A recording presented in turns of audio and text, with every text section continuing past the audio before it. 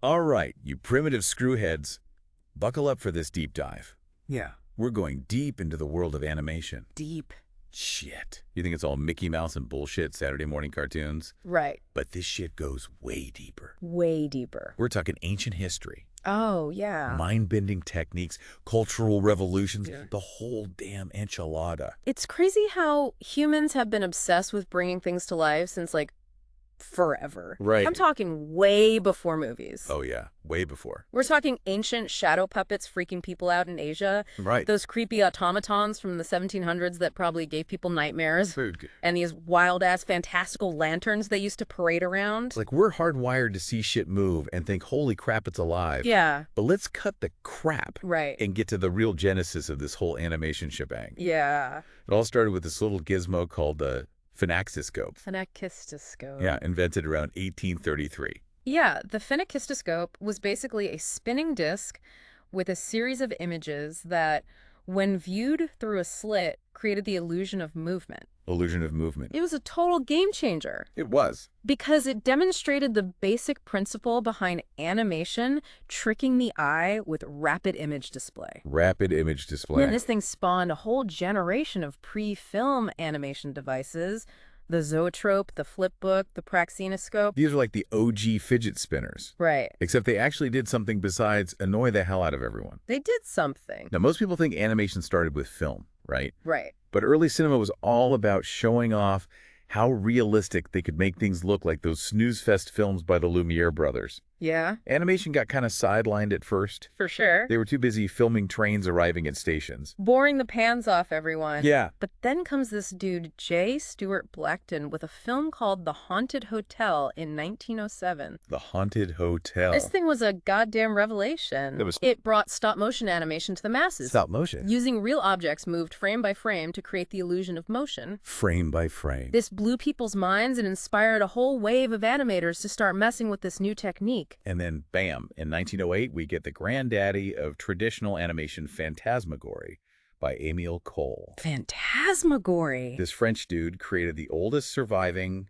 traditionally animated film using hand-drawn images. Hand-drawn. And it's still pretty damn cool to watch even today. What's cool about Phantasmagory is its surreal and abstract style. Surreal and abstract. Cohl wasn't afraid to experiment and play with the medium, creating these bizarre and dreamlike sequences that were totally unique for the time. Bizarre. It showed that animation could be more than just realistic depictions of the world. It could be used to create entirely new and fantastical realities. Yeah, Cohl was like the Salvador Dali of early animation. Yeah. Just throwing weird shit at the wall and seeing what stuck. Right.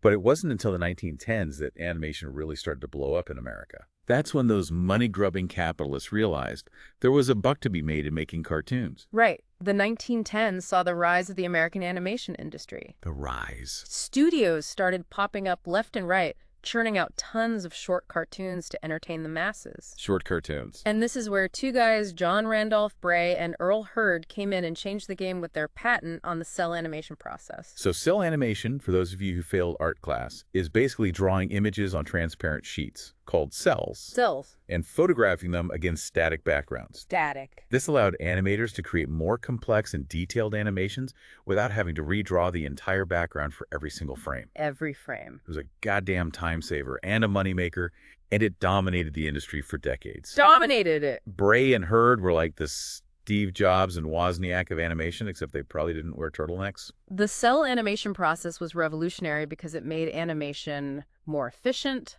and affordable. Efficient and affordable.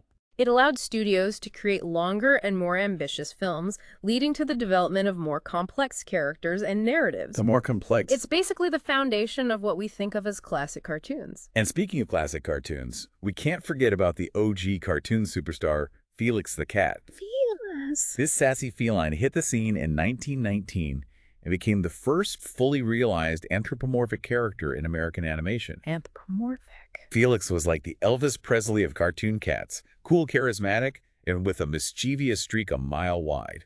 Felix the Cat was a cultural phenomenon. He was. He was everywhere. Toys, clothes posters, even his own line of coffee. His own line. This marked the beginning of animation's potential to extend beyond the screen and into merchandising, a trend that would explode in later decades. Felix was the original cash cow, proving that these animated critters could sell more than just movie tickets. More than tickets. Now let's fast forward to the Roaring '20s, where things get really interesting. Interesting. You have the birth of synchronized sound in animation.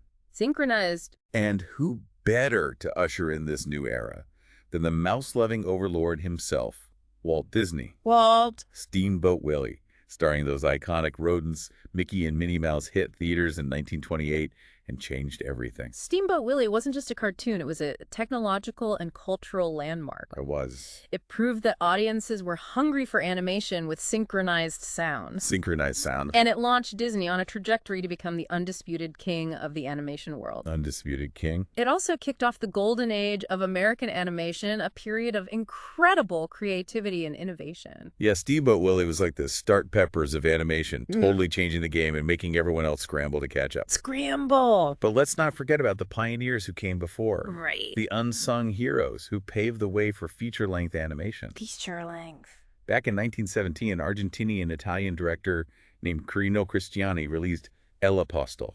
El Apostol. The first full-length animated film ever made. Sadly, this film is lost to history, probably eaten by some film-munching monster in a studio vault. It's a shame we can't see El Apostol today. Right. It would be fascinating to see what techniques Cristiani used and how he approached such an ambitious project so early in animation history. Early. But luckily, we do have the oldest surviving feature-length animation, The Adventures of Prince Ahmed, by Lotte Reiniger, released in 1923. Reiniger was a badass German filmmaker who used this unique silhouette animation style, creating these beautiful and intricate cutout figures that were animated frame by frame. Frame by frame. That's like watching a moving shadow puppet show on steroids, and it's still pretty mesmerizing to watch. The Adventures of Prince Ahmed is a testament to Reiniger's artistry and ingenuity. It is. She created a visually stunning film that pushed the boundaries of what was possible with animation at the time. Push the boundaries. And let's be real, it's way more interesting than watching another film of a train arriving at a station. Yeah, I'm right. But we can't escape the Disney behemoth forever. In 1937, they dropped Snow White and the Seven Dwarfs on the World, and it was a box office smash. It was. I mean, who doesn't love a story about a creepy old queen who wants to murder a teenager because of her looks? Talk about fucked up fairy tales. Snow White was a game changer for Disney. It proved that audiences were hungry for full-length animated features with complex stories and relatable characters. Relatable. And it set the standard for what audiences expected from animation, high-quality animation, memorable music, and a healthy dose of Disney magic. Disney basically created the blueprint for the modern animated blockbuster, and other studios were tripping over themselves to copy their formula. Tripping over themselves. One such studio was Fleischer Studios, known for their iconic characters like Betty Boop and Popeye. Betty Boop. They tried to follow in Disney's footsteps with Gulliver's Travels in 1939, but it just didn't have the same magic. Gulliver's Travels was a decent film, but it lacked the storytelling finesse and technical brilliance of Snow White. Disney had this uncanny ability to create characters that resonated with audiences on an emotional level. And they were constantly pushing the boundaries of what was possible with animation. Yeah, Disney was like the Apple of animation, sleek, innovative, and with a knack for convincing people to empty their wallets.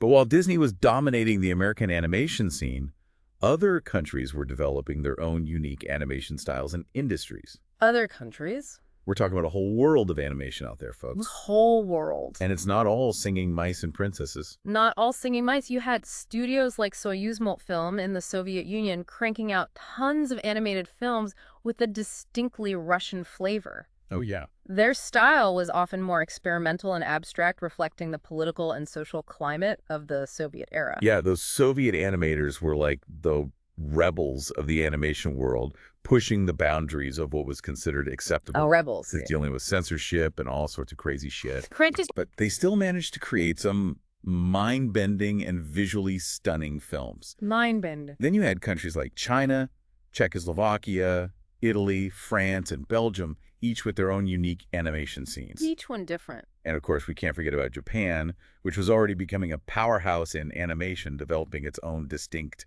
anime style that would eventually take the world by storm. Anime is a whole other beast with its over-the-top characters. Over-the-top. Epic storylines and crazy-ass visuals. Anime is like the ultimate escape from reality, where anything is possible. Anything. And the laws of physics don't apply. Totally. But back in the West, things were about to take another drastic turn. Drastic. With the arrival of that glowing idiot box in every living room television. Television was a game changer for animation. Oh, yeah. It suddenly became accessible to everyone right in their homes. Right in their homes. And it created a whole new market for animated content. A whole new market. The 1950s saw the rise of Saturday morning cartoons, a ritual that would define childhood for generations to come. Yeah, Saturday morning cartoons were like a drug for kids, pumping us full of sugary cereal and wacky adventures. Wacky adventures. A lot of those classic cartoons we know and love got a second life on TV. Right. And tons of new animated shows started popping up like mushrooms after a rainstorm.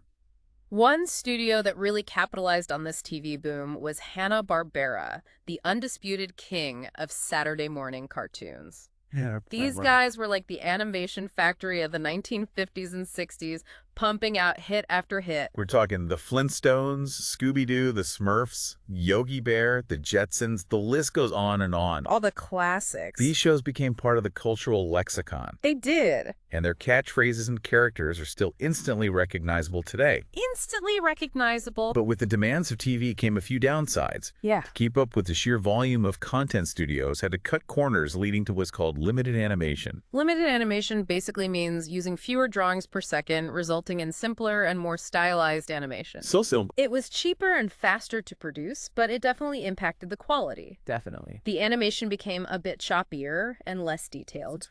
And the stories became more formulaic. More formulaic. It's like animation on a diet, sacrificing quality for quantity. But hey, those limited animation shows still hold a special place in our hearts, even if they weren't exactly works of art. Right. And thankfully, things started to change in the late 80s and early 90s with a bit of an animation renaissance. The 80s and 90s? Shows like The Simpsons and SpongeBob SquarePants came along and pushed the boundaries again, bringing back a more sophisticated and daring style. Yeah, The Simpsons and SpongeBob proved that animation could be smart, funny, and subversive, appealing to both kids and adults. Smart and subversive. They weren't afraid to tackle social issues, poke fun at authority, and experiment with different animation styles. They were like the punk rock of animation, spitting in the face of convention and shaking things up. Spitting in the face. And around the same time, something else was brewing that would completely revolutionize the animation industry. The rise of the goddamn computer.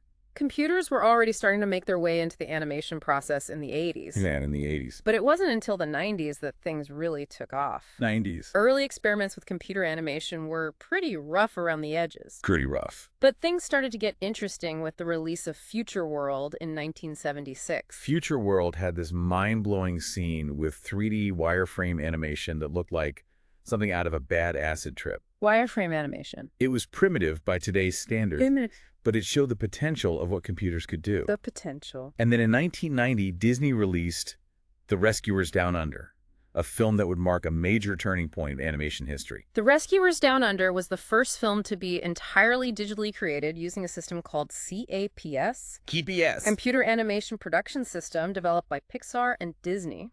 Developed by Pixar. This system allowed animators to create more complex and detailed animations. More complex.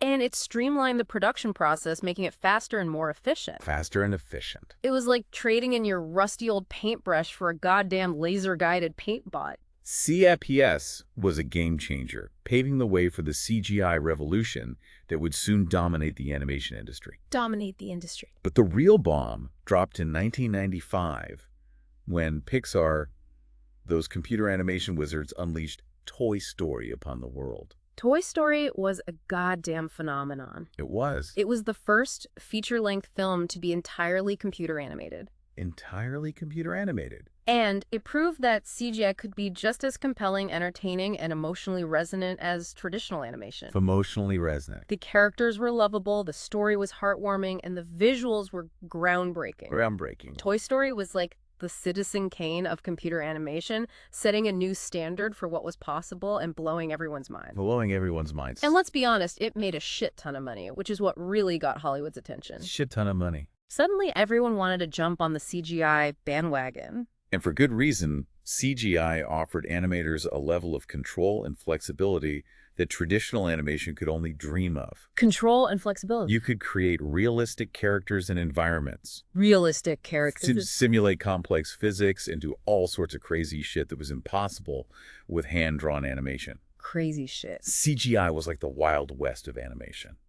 A lawless frontier where anything was possible and the only limit was your imagination. Anything was possible. And as technology continued to evolve, CGI became more and more sophisticated, pushing the boundaries of what was visually achievable. Pushing the boundaries. But traditional animation didn't just disappear. It didn't. Even today, many films and TV shows use computers to emulate the look of hand-drawn animation, creating that classic cel-shaded style. So even though CGI has become the dominant force in animation, traditional techniques are still alive and well, finding new life in the digital realm. New life. It's like a fusion of old and new, a blending of classic aesthetics with modern technology. It's like giving those old-school animation techniques a digital facelift, making them fresh and relevant for a new generation. A digital facelift. So let's break down some of these animation techniques a bit more, shall we? Let's do it. We've talked about traditional animation and computer animation, but within those categories, there's a whole universe of different styles and approaches. A whole universe. Let's start with traditional animation, the OG of animation techniques. The core process involves creating drawings on transparent sheets called cells, photographing them against static backgrounds, and then stringing those images together to create the illusion of movement. Sounds simple enough, but within traditional animation, there are different levels of complexity. You've got full animation, which is all about those smooth, fluid movements and detailed character expressions. Smooth movements. Full animation is incredibly labor-intensive, but the results can be breathtaking. Think of those classic Disney films like Snow White, Pinocchio, and Fantasia. These films were packed with intricate details and fluid movements, and they required an army of skilled animators to bring them to life. An army? Full animation is like a symphony orchestra of animation, with every element working in harmony to create a seamless and immersive experience. Seamless. And then you have limited animation, which is well limited.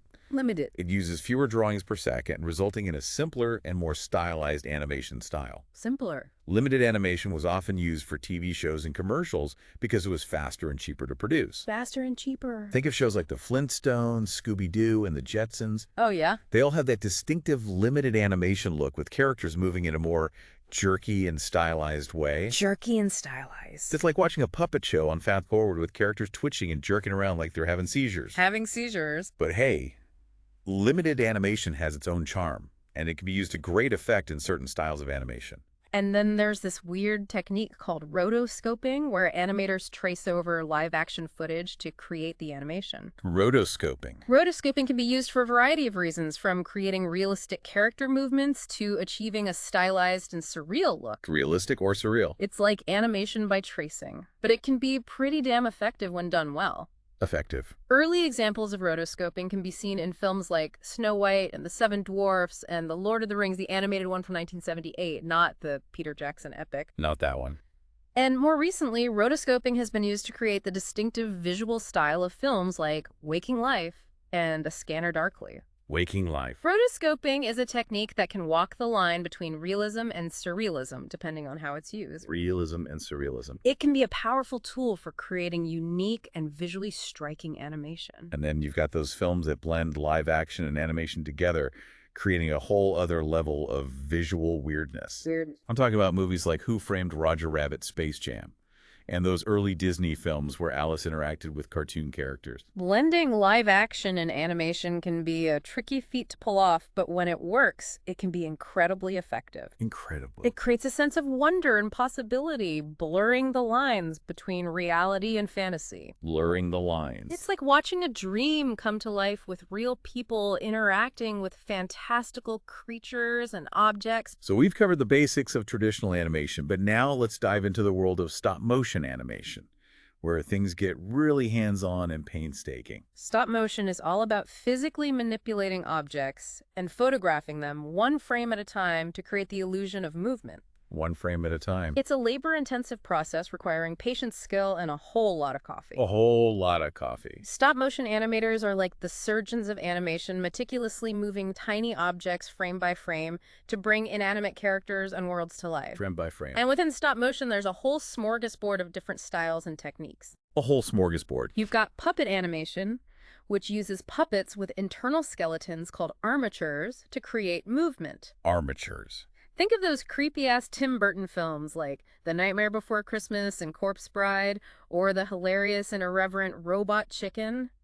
Puppet animation is like playing with dolls on steroids, bringing these intricately crafted figures to life with painstaking detail. Painstaking detail. And then you have claymation, which is basically stop motion with clay. Claymation? It's a tactile and expressive form of animation that allows for a lot of creativity and flexibility. Creativity and flexibility. Claymation is like sculpting with time, molding and shaping characters and worlds frame by frame. Sculpting with time. Think of those classic claymation films like Gumby, Wallace and Gromit. Wallace and Gromit. They all have that distinctive claymation charm with characters that feel both tangible and whimsical. Tangible. Claymation is like playing with Play-Doh, except you're making actual movies with it. Making actual movies.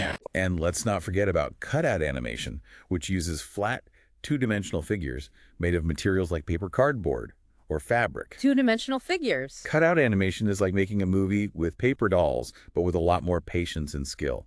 Cutout animation has been used to create a wide variety of styles, from the quirky and surreal animations of Terry Gilliam in Monty Python to the early seasons of South Park. South Park. It's a versatile technique that can be used to create both simple and complex animations. Cutout animation is like a moving collage with characters and backgrounds pieced together from various materials. A moving collage. It's a testament to the ingenuity and creativity of animators who can make magic with even the simplest of tools. And then there's computer animation, the digital behemoth that has transformed the animation industry. The digital behemoth. Computer animation can be divided into two main categories, 2D and 3D. 2D and 3D. 2D computer animation is all about manipulating images on a computer, creating animations that look like traditional hand-drawn animation, but with the added benefits of digital tools.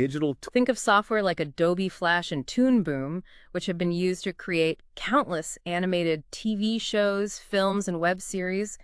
2D computer animation has evolved significantly over the years, with software becoming more sophisticated and powerful, allowing animators to create increasingly complex and visually stunning animations. More sophisticated. And then there's 3D computer animation, which is basically building entire virtual worlds on a computer. Virtual worlds. 3D animation is where things get really crazy, with animators creating realistic characters, environments, and effects that would be impossible to achieve with traditional techniques. Really crazy. Think of those blockbuster CGI films like Toy Story, Shrek, Avatar, and countless others. Avatar. 3D animation has become the dominant force in the animation industry, driven by advances in technology and the demand for increasingly realistic and immersive experiences. Realistic and immersive. 3D animation is like playing God on a computer, creating entire universes from scratch. From scratch? But animation isn't just about entertainment, folks. Yeah. It's been used for all sorts of purposes throughout history, from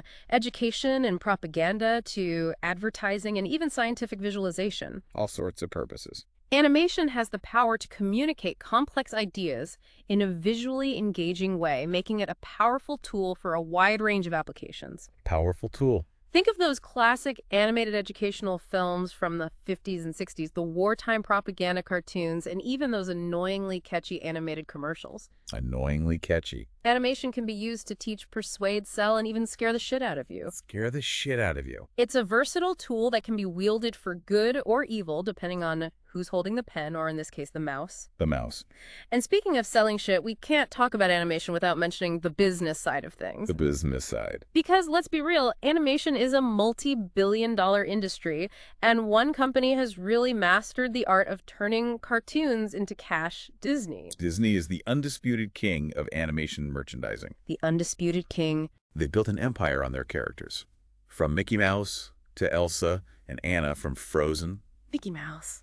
You can find their faces on everything, from toys, clothes, and lunchboxes to theme park tickets, cruise ships, and even goddamn diapers. Goddamn diapers. Disney has turned animation into a lifestyle brand, creating a world of immersive experiences that extend far beyond the screen. A lifestyle brand. And their theme parks are a perfect example of this. Disneyland and Disney World are like giant living cartoons, bringing those beloved characters and stories to life in a way that's both magical and profitable. Magical and profitable. Disney's theme parks are like money printing machines, fueled by the nostalgia and fandom of millions of people worldwide. Money printing machines. They've figured out how to tap into our childhood memories and turn them into cold, hard cash. Cold, hard cash. But hey, we're all suckers for a bit of Disney magic, right? Disney has shown the world just how powerful animation can be, not just as an art form, but as a cultural and economic force. Cultural and economic. It's an industry that touches on entertainment technology, art, and commerce, and it continues to evolve and expand in ways that are both exciting and terrifying. Exciting and terrifying. So we've taken a pretty deep dive into the wacky world of animation, from its humble beginnings to its current status as a global entertainment juggernaut. A global juggernaut. We've covered the history, the techniques, the cultural impact, and even the business side of things. The business side. But before we wrap things up, I have one question for you, our dear listeners. Now that you've seen how animation has evolved, from those janky-ass early experiments to the mind-blowing CGI of today, what the hell do you think is next for this crazy art form? Will virtual reality become the next big animation platform, or will some other technology come along and melt our brains? It's a total crapshoot, man. Technology is moving so damn fast, it's impossible to predict what's around the corner. But here's the thing, while technology plays a huge role, it's still the creativity, the storytelling, and the human element that make animation truly special. You know, no matter how fancy the tech gets, it's still about those characters, those stories, those moments that make us laugh, cry, and think. Yeah. It's about connecting with something on a deeper level, even if it's a talking sponge or a bunch of toys that come to life when you're not looking. Exactly. As long as we have stories to tell, animation will be there to bring them to life, whether it's through hand-drawn cells, stop-motion puppets, or those crazy-ass virtual reality experiences that'll probably fry our brains in a few years. So there you have it, you beautiful bastards. A whirlwind tour through the wild and wacky world of animation. We've seen how it started, how it's changed, and how it continues to evolve. Yeah. And who the hell knows what the future holds. But one thing's for sure, animation is here to stay and is only going to get more amazing, more innovative, and more mind-blowing as time goes on. So keep those peepers peeled and keep those imaginations firing on all cylinders, because the world of animation is waiting to be explored.